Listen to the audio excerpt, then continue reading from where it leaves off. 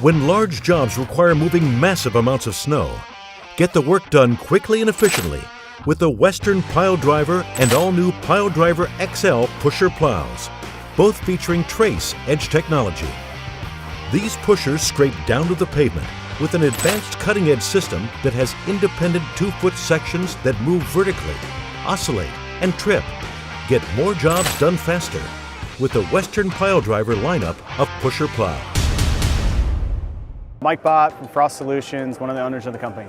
What we do is provide a mini weather station to give you a tailored forecast to those particular locations so you know where and when and what to do in those parts of town. You know there's 2 or 3 or 4 or 5 different ways that people can experience tremendous value having a technology like this.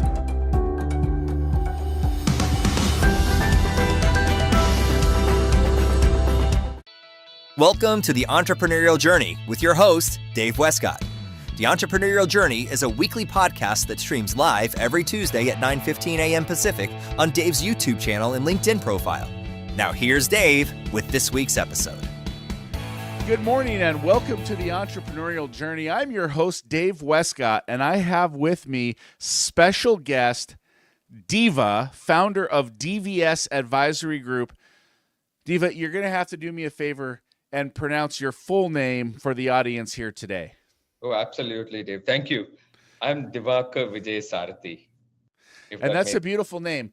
I just didn't want to butcher it or come across, incorrect on the show. So, listen, I'm so excited to have you on the show.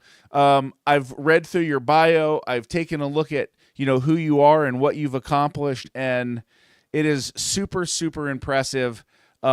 You've presented at over 300 seminars. You've authored more than 15 books, and you have a book coming up here that is being published by Forbes. Is that correct? Yes. It's on something we all love to do in life: paying taxes. So my book there's only 2 things that are guaranteed, and that's death and taxes. So my book is about. It's titled "Don't Just Pay Taxes," and how entrepreneurs can view tax as a possibility and not as a cost. I'm struggling with that right now. How do we do that? Okay, lovely. So let me just take you back to a story as to what made me think in these terms. Okay. I used to teach tax in India. I was a prof for about 15 years. Okay. Trained over 10,000 accountants in the subject. Wow. And it was in my second year of setting up my own practice of DVS where we raised an invoice from India to a West African client. And the invoice was, let's say, $100,000. And the client said there is going to be a 30% withholding tax. I said, okay, 30% withholding tax, at least you can claim credit in my home country. And then he said, our local revenue authorities don't have a system of issuing tax credit certificates. So which means I had to pay an additional 40% tax on that amount. So which effectively tantamount to 70% tax on what I was charging my client. Wow. And this was when I was teaching tax. That was brutal when this happened to me in life. And that's when my real journey in life started to understand what tax is all about. And it was almost 1,500-year-old story which came when the Islamic rulers, when they went and invaded nations or societies, they levied something called jizya, which was a tax levied on non-Muslim population, people who did not practice Islam. Okay. He said, you would, if you don't practice Islam, you have to pay jizya tax. But they also gave an exemption. If you send people from your family to the military, this tax will be waived. Which meant tax was not about collecting money. It was about aligning public behavior. So if you do what the government wants you to do, you don't need to pay tax. You only get rewarded by incentives. That instance changed my life. This was in 2012, if I'm not wrong. It was on a Sunday morning. And from there, I started to see the world of taxation as a behavioral science subject, not as a fiscal levy. It was a completely different dimension of existence, Dave. I mean, today, if you look at in the US, if you were to set up semiconductor plants in the US, because Mr. Trump keeps saying that we need to be self-sufficient, right? If you were to manufacture something which you are importing from China, you would be rewarded not only by the federal, even by your state government, because you create jobs, which is a matter of priority for the government. You reduce dependency on an external market, which is a matter of paranoia for the government. When you do that, without even looking at the regulations, I can tell you, you will have tax holidays. You will have incentives being given in terms of free land, reduced duties, reduced taxes. So that's when you start to realize tax is a cost for non-alignment. If you align what you do with what the government wants you to do, government is your ally.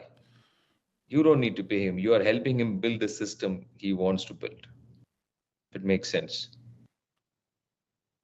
I like that. So if we are aligning with what the government wants to do with their motives and their plans, then we're going to get tax breaks, tax holidays. I like the name tax holiday. I think that's a good term for it. I like that a lot. I like that. That's very interesting. And so in 2012, you're learning about the taxes, and you learn about this, or maybe you've known about it, Jazeera, which is where an Islamic group takes over an area, and then they tax anybody who's not practicing that religion or whatnot, but there is an exemption. And that exemption is send your family into the military to fight for our causes, and you get a tax exemption. And in looking at that, what you determined was that tax is basically aligning public behavior. It's getting the population in masses to do what the government wants for the betterment of the good of the government. Maybe not the betterment of the people, but the betterment of the government. Is that yes? It's correct? Furthering the government's agenda, right?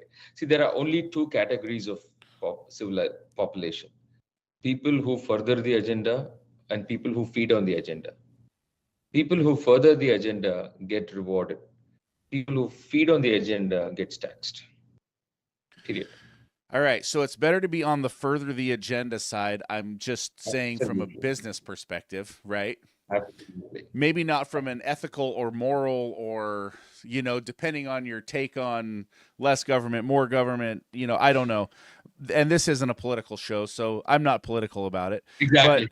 But, I'm a capitalist. So for me, it's about making money and paying less taxes. So if I can align with the government, then I want to do that. So I guess my question for you is, if I look at that, aligning public behavior, I'm a businessman, I'm an entrepreneur, what are some of the things that I can do to align with the government agenda to help get some tax breaks, some tax holidays that can help me grow my business? Now, okay, instead of me asking this question, let me get the answer from you. You're a capitalist, right? What do you tell your CPA at the end of the year? I tell my CPA to take as many write-offs as humanly possible. So what is the agenda? To pay the least amount of taxes possible. Exactly. So you ask him, how can I save? How can I pay less? But why not ask him, how can I earn from taxes? That must be the question. Because 80% of your 9,000 page tax code in the US is tax incentives. 80%. Really? We only look at those provisions which talk about administration, which talk about tax collection, tax rates, enforcement.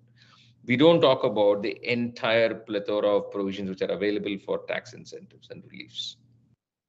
Now, the thinking part is already done by the regulators. We just have to go and ask. Let me give you a provision now, Dave. This is something I do. Okay, I wouldn't use the word confidential, but this is available. Okay, if you were to articulate it, this is a possibility in the US IRS tax code. One of the incentives which the American government wants is to promote movies being taken in the US because that promotes tourism. Okay. They wouldn't want people to move to other parts of the world. So they give you a tax write-off. If you're producing films, on the entire expenditure, you get a tax write-off. So let's say someone like Spielberg is producing a film for $1 billion and 200 million is the equity and another 800 million is the debt he's taken for the film. You put in, let's say, 100 million, and against your 100 million, you've got a 400 million debt, 50%. The entire 500 million is allowed as a tax write-off. What you've invested is only 100, but you've got a write-off of 500. And at a 40% tax rate, by putting in 100, you've got 200 out on day zero. This is available in your own country, boss, in the US. That's interesting. That's an interesting way to look at it. So I put in 100. There's debt of 400. There's 500 total. I get to take a write off on the entire 500, even though I only put 100 in, and because the tax rate is 40%, I'm going to come up 100 million. Correct. 200 million, and the net is 100 million. And because, see, look at it, the government wants you to invest in movie. You're not violating any laws, both in letter and spirit. They're not saying you have to take it from your income and put it there. You can borrow and invest. What the government wants is investment getting into the movies. The government does not want your money to be going into movies produced. And that's where we don't understand what the government wants. The government wants films to be produced in America so that tourism develops in America. Jobs stay in America. You further the agenda, you're sorted. Because tomorrow if the movie does not do well, you're the one who's liable to repay the lenders. The government doesn't care. Right. So you've taken that risk. But that's exactly how this business, how regulations need to be viewed. Wow. And you said there's 8,000 pages.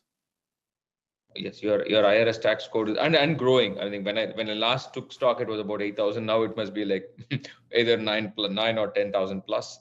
But over 3/4 of your regulations are incentives. 6,400 pages of that 8,000 pages is incentives. Yes. 64,000 pages of incentives. 6,400. I mean, yes, excuse me. Yes, 6,400 pages of incentives. And we don't ever ask that question to our CPA. No, I've never asked that question of the CPA. You are 100% right. You got me dead to right on that. How can I earn from my taxes? Okay, so if I'm just a little guy out there, if I'm just a little company, doing $1 million a year in revenue, maybe I own a ice cream shop or a landscape business or a fruit smoothie stand, or I pour concrete. How can I earn from my taxes if I'm a small business? I get it. So this strategy works whether you're $1 million or 100 million or $1 billion. Okay. It works for every entrepreneur. The only piece what you need to have is the right question and the right CPA. We advise clients who make from as low as $500,000 to all the way to close to $1 billion a year. The premise is exactly the same. The access to incentives could be different, but the premise is exactly the same. The possibilities are very much available. There are pools of capital, investment schemes where you can put in money, where that you may not be able to go and afford a Spielberg investment, but there are investment trusts which acquire these investments from multiple investors. Take it as one lot of 50, 100 million and then go make this investment. This is exactly how this operates. It's all about asking the right question, having the right person guide you on this. And you aren't violating any regulation. You're just playing by what the government wants you to play. I love it. I do kind of like the idea of sending your kids off to the military to be tax exempt. I might have a couple of extra kids with somebody I don't like, just to send them off to the military to become tax exempt. Exactly. I mean, I remember this was this was one of the. I was watching this movie, Apprentice, Okay.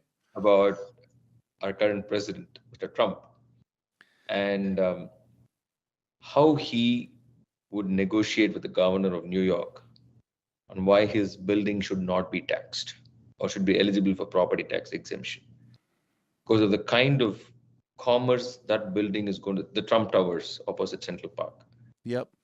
So it would bring in so much of activity, so many jobs, so much of construction, so much of retail business that it's going to many times pay over the exemptions what they're going to give. And that sells because that is the language the legislators understand.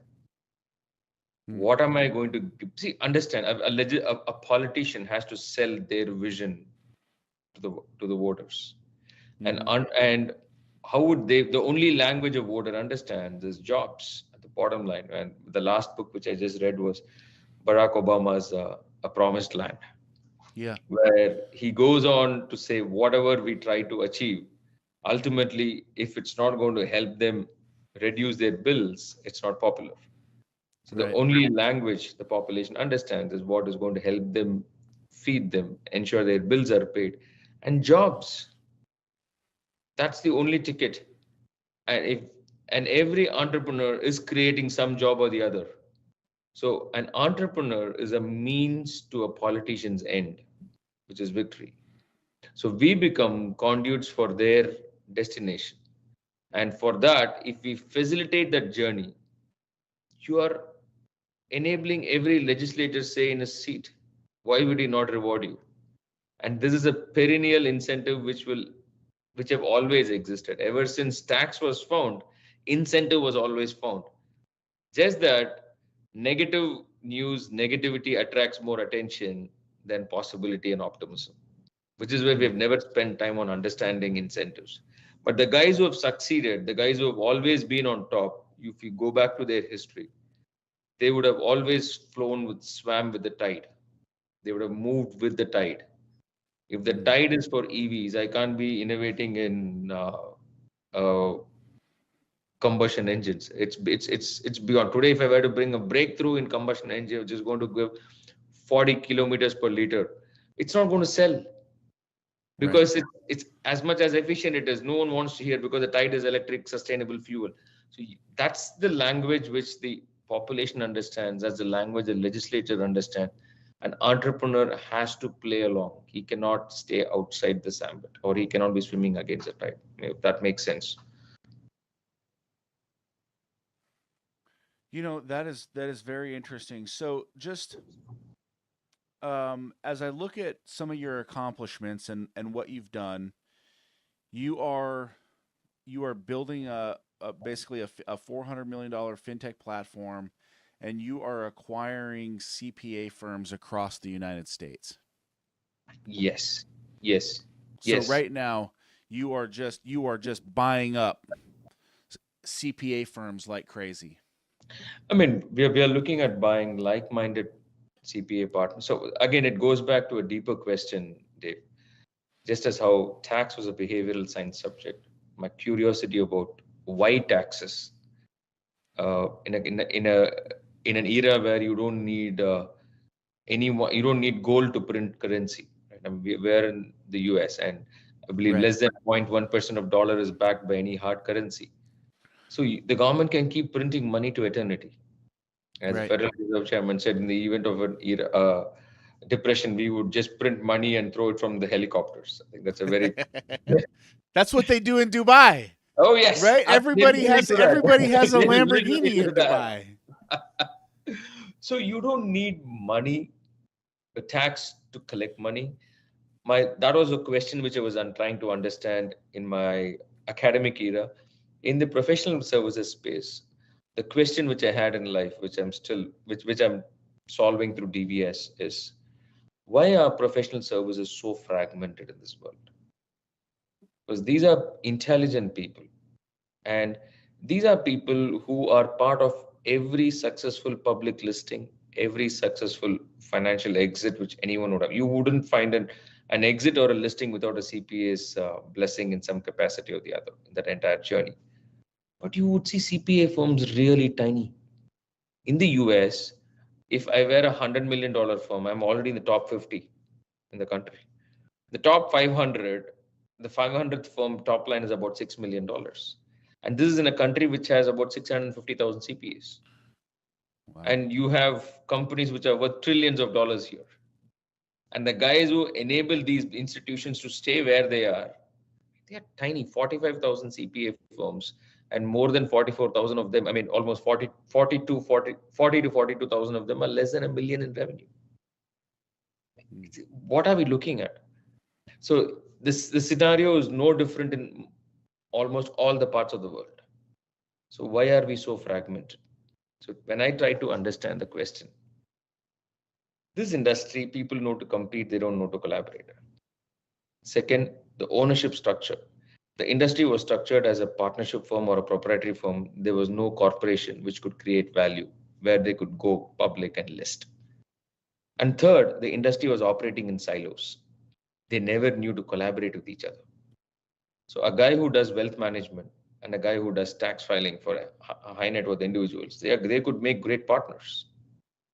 But they still don't meet eye to eye unless you need a big private equity to come and do that.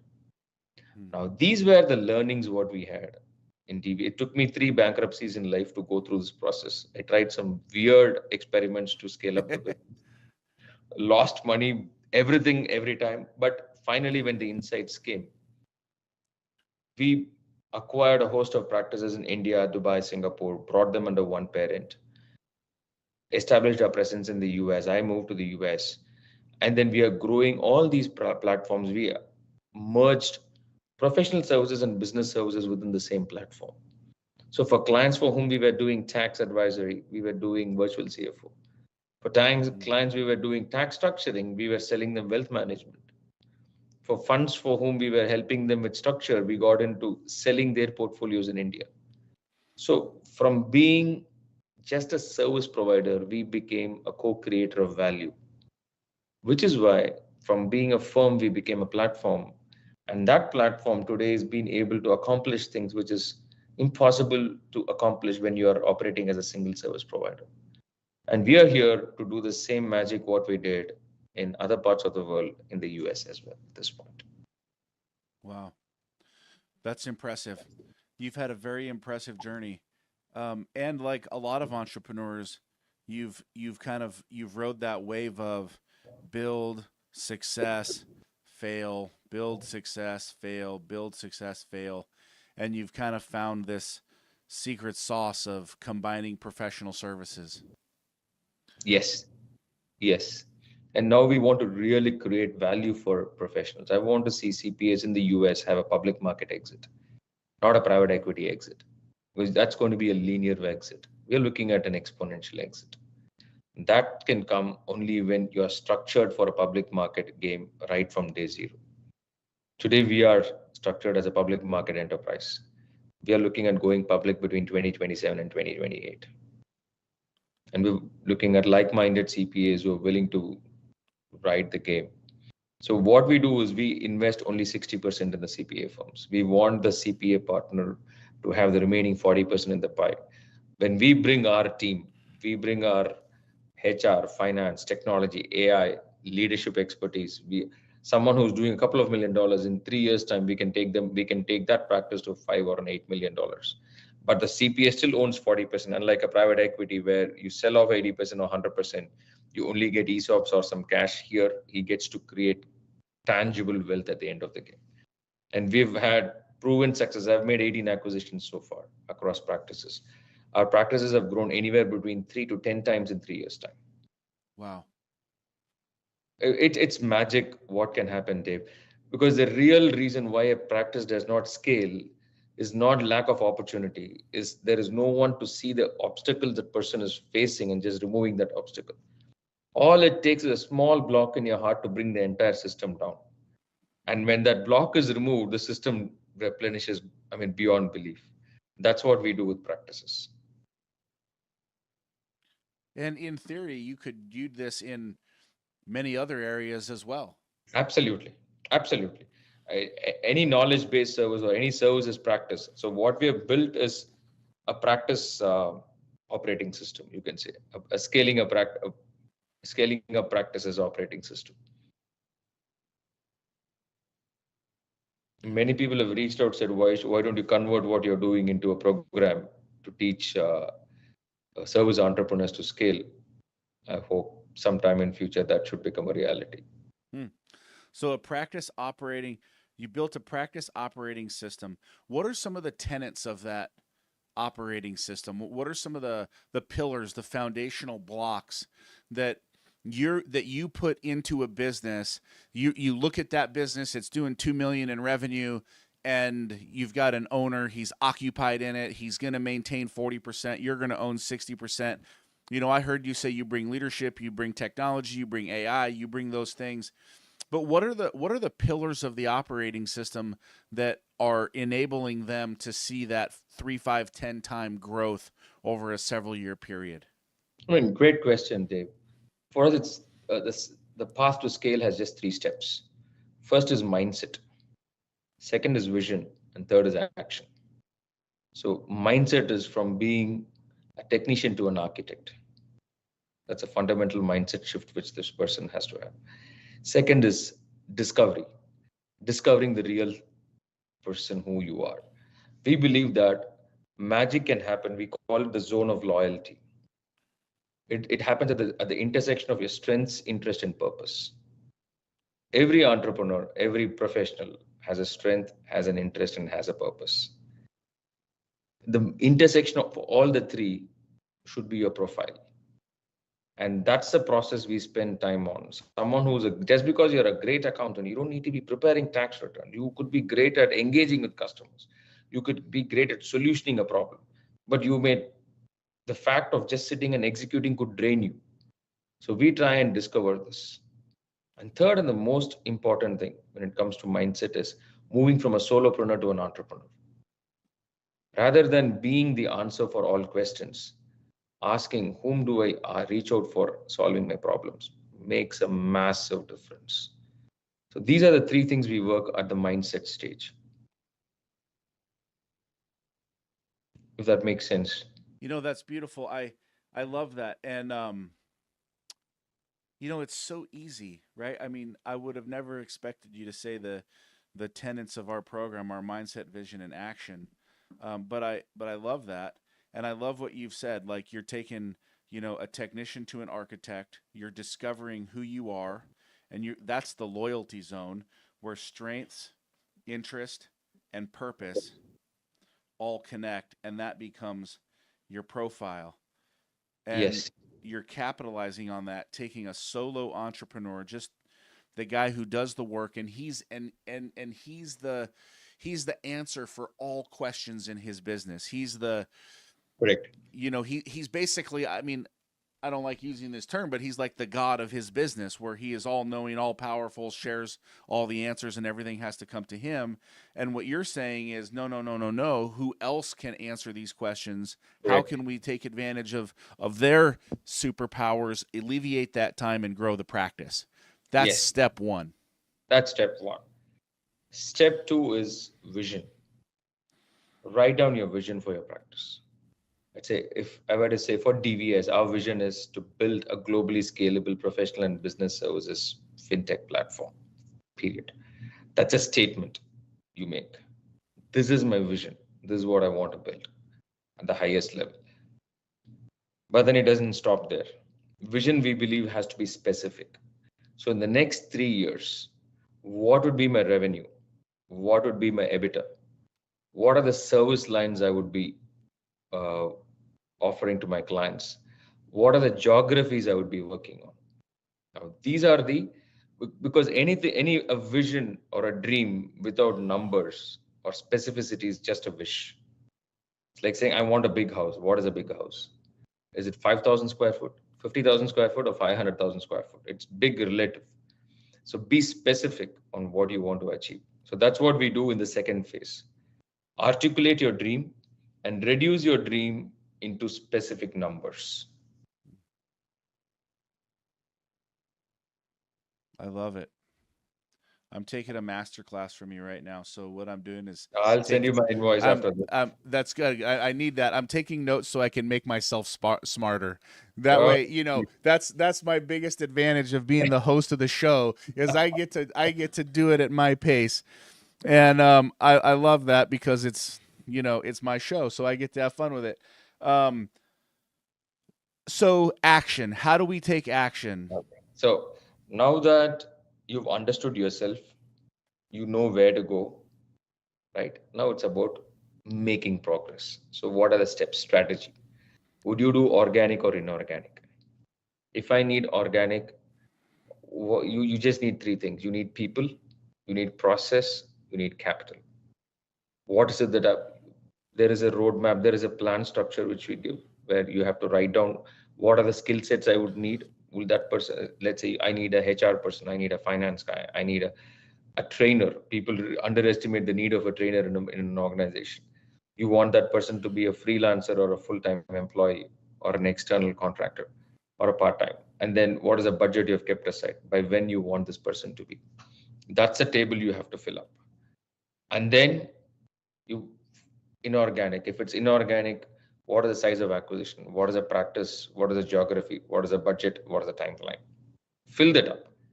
And then have yourself an accountable. There is an accountability corner.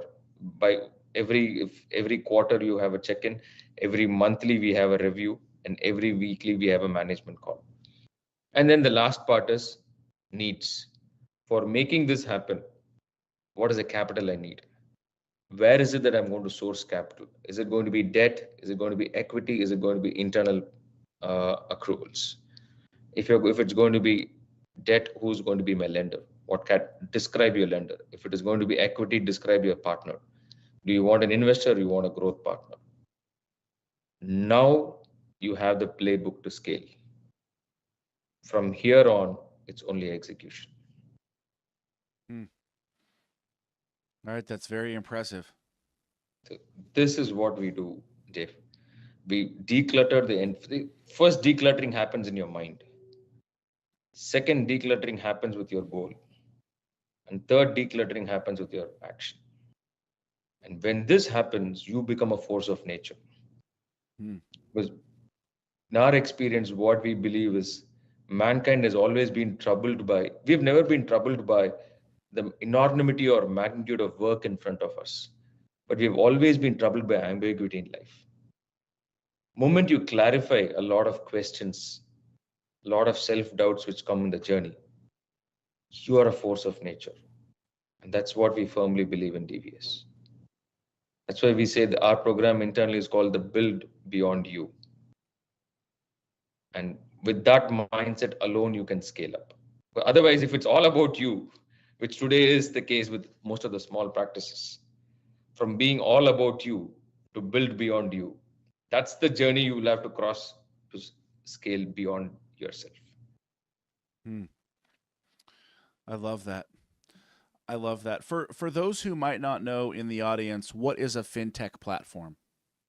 So, okay, let me not jargonize the term. Let me simplify the term. See, I'm not a techie guy. Okay, I'm more a human person. Subjects of interest are history, philosophy, and organizational psychology, political economy, of course.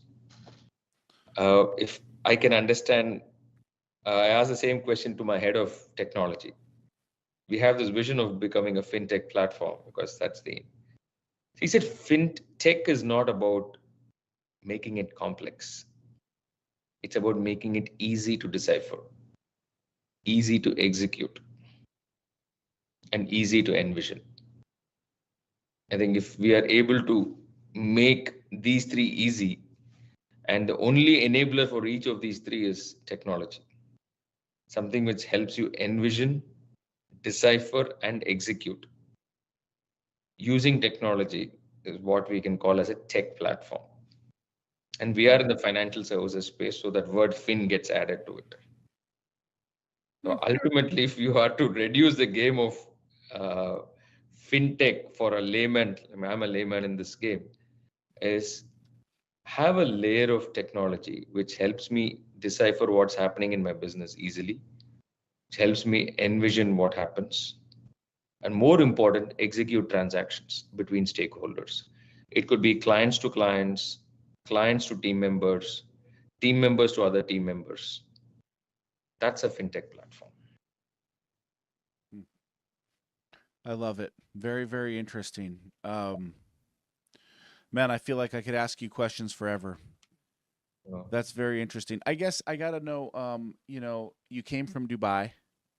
India originally. I lived in Dubai for about 3 years, but originally India. India to Dubai. Yes. Dubai is the capital of like everything, like gold paved streets, the land of milk and honey. Cash rains from the sky. Why go from Dubai to Connecticut? So many Americans have asked me this question. So many. Let me tell you, I'm a citizen of the world. I've lived in multiple countries. I've moved my family across 4 countries: India, Dubai, Singapore. We were there for a very short while. My wife returned. She said, like, in 2 weeks, she said, I can't live here. So we came back to India. Okay. And Dubai, we lived for a while. US, I was attracted to the spirit of US. Okay. I firmly believe life is all about seeking. Okay. And so there was a phase of life where I took 1 year off from work, traveled around the world, started to write what all I did in life, why I did what I did, key decisions. And these key decisions gave a peek into the value systems which I imbibe. And then went through multiple programs to discover the inner purpose of life. And my purpose was reduced to 4 words in life, which I still keep writing every morning when I do my journal. Okay, I'm ready. 4 words. That's why for I the live purpose of life. All right, I'm ready. I'm going to write them down. I got to check this out.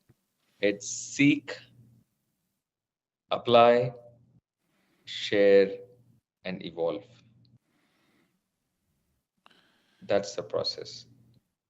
All right, those are good words. Seek. What is that? Why? What are we seeking? So currently I'm on the journey to figure out why professionals are so fragmented. And my journey doesn't stop with getting an answer. I love to apply the answer in real world. That's why DVS for me is I keep saying this is my real world laboratory. I keep researching on my insights. And then I share whatever I've learned with my team. And the outcome is evolution in the process. And once you've solved for one cycle, you seek for certain other questions and go after that. I think this cycle of existence continues to eternity. Please. Wow. All right, that was awesome. I love all that, right? You're seeking why is the professional world so fragmented? You're applying the lessons that you learn, you're sharing it with your team, and that's creating an evolution which results in an outcome. Yes. Simple. I like how everything you've got is very simple, like mindset, vision, action. Mindset, vision, action. Build beyond you. Huh. It's very inspiring. I didn't know I was going to be inspired this morning. That's a very beautiful thing. All right, how can people get in touch with you? Are you on social media? Can they follow you on social media? Yes, I am on LinkedIn. Okay. And probably the only name, Divakar Vijayasarathy. You can't go wrong with my name. And all right, I've got it written down. Ralph is going to throw it in the link when we go live. That way, everybody can spell it correctly and connect with you because you have a world of wealth to share.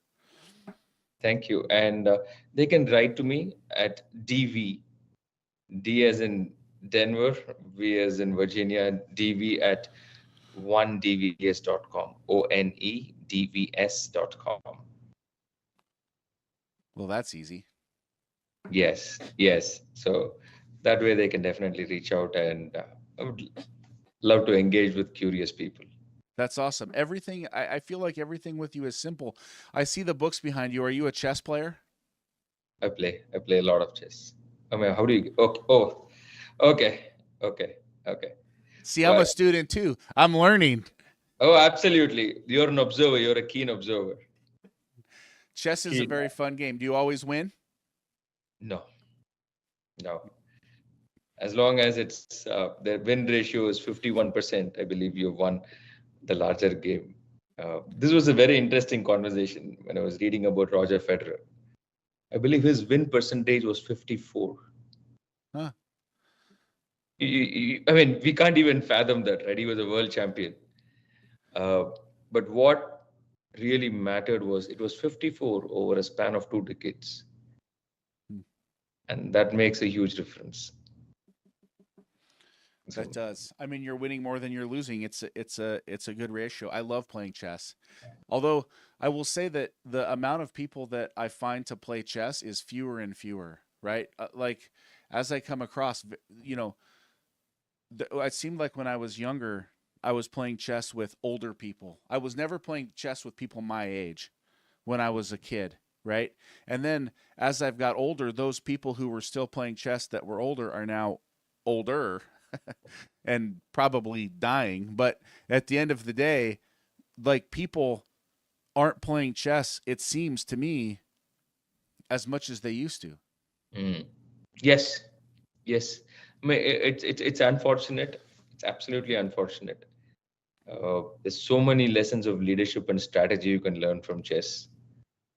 And yeah, it's very true. Do your kids play chess? My daughter plays with me at times. Can she beat you? Sorry? Can she beat you? Oh, she's bet me in the past. Once or twice. She does. She's pretty intelligent. And my son plays occasionally just for the fun of it. When he sees me, sometimes I use chess.com to play. So that's, I was fascinated once I was in Central Park.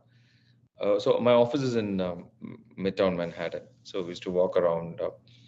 And in one of the mornings, I was playing chess with a gentleman on the Central Park. After many years, I was playing chess on a physical board. I was fascinated about the brain, on how it looks at the board itself, because when you're so used to a screen, I was not getting the same reflex or insight as I would get if I were playing on a screen when I was playing on the board. Huh. It's, you know what? That's very interesting that you bring that up. I love playing these games. I love chess. I love cards. I love dominoes. okay. And I like to think that I'm a fantastic dominoes player. In fact, I will go and play dominoes with people all over the place, and I will say that I rarely lose. Rarely lose. And I happen to be playing with a guy and who was also a very good domino player. And as we were playing over the last decade, I don't play with many people because, again, I don't find many people who play dominoes. But I happen to be, so I play a lot on the computer like you do, and I have it on the max hardest level, and I beat it pretty much every time. I don't lose very often. And so when I look at that, I found it so interesting. And then when I was playing in real life, the same thing happened to me, where the moves that I would normally have down pat and have on point, I was slower. I wasn't as reactive. I wasn't counting what was in his hand as I normally would, because normally you're looking at the board and you're saying, okay, 5 6s have been played. I've got 1 6 in my hand. That means he has none. I need to play here. That'll lock him out. I'll grab his, and it was so different going back to playing in person that it took me a significant amount of time to reorganize how I was versus playing the computer versus playing in person. Exactly. So you end up realizing, right, the brain, so it's not a game of strategy as much as it's a game of patterns. We like to call it that's when I was walking back from Central Park to my hotel, and I was like wondering, why should it take so much time? Right? Was I not thinking? So I realized that the whole pattern was so different that my brain was caught off guard. And then deep down, you start to realize that how we are all creatures of patterns at the Yeah. end of the day. It's very, very interesting. This has been an absolutely incredible show. Diva, you have been, I'm just going to say, off the charts. I have taken so many takeaways from our conversation. It's not just about taxes, it's about mindset, vision, and action. These are the steps that we take. And when we have strength, interest, and purpose, we will change the path that we are on. Thank you so much for being on my show today. It's been absolutely incredible. Any final words that you would leave with the audience before we close? I mean, first of all, thanks a lot, Dave, for having me and also probing me well. I think great answers are reward for amazing questions. Oh, thank you. That's very humbling. As I firmly believe. And this is, I would love to leave the audience with just one phrase, which has always been guiding me since my childhood. I used to have this in my room when I was a school kid. It's about life is not having and getting, it's being and becoming. I love that. Life is being and becoming. That's awesome. I'm gonna write that down. I've got that in my notes. Actually, I've got so many notes now. I need to go back and think about them and organize them all. This has been a fabulous call. I'm your host, Dave Westcott. This is the Entrepreneurial Journey. Follow me on LinkedIn, Instagram, Facebook, anywhere at social. I'm hanging out. Check out the show, 9:15 a.m. Pacific Standard Time. Every Tuesday, we are live hanging out. This has been incredible. Thank you so much for your time today, and I look forward to chatting with you in the future. Likewise, Dave. Have a wonderful day. Thank you. You as well. Mike Bott from Frost Solutions, one of the owners of the company. What we do is provide a mini weather station to give you a tailored forecast to those particular locations so you know where and when and what to do in those parts of town. You know there's 2 or 3 or 4 or 5 different ways that people can experience tremendous value having a technology like this.